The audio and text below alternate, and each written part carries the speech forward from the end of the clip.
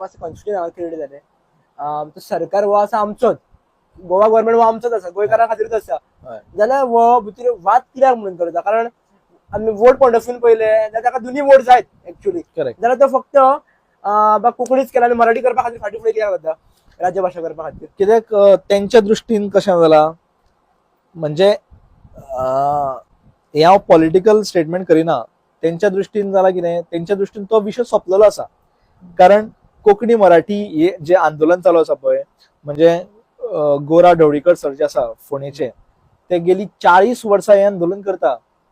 म्हणजे म्हणजे तांकां सॅल्यूट मारपा सारकी गजाल की ते कमी संख्येन आसतना सुद्दां इतली वर्सां ते आंदोलन करीत आसा.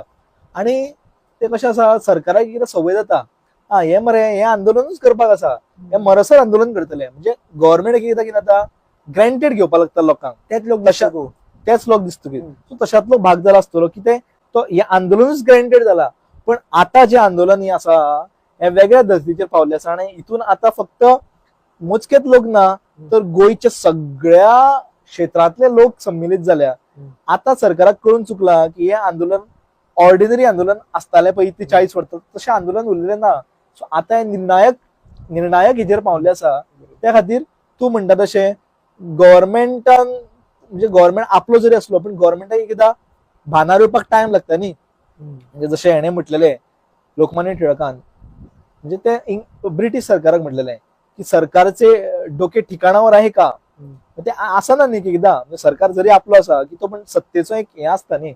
सो काय ना, हरकत ना, आता सरकार आपलो भानार येतलो हळूहळू आणि ते आमकां जे जाय, गोंयकारांक जे जाय ते जातले.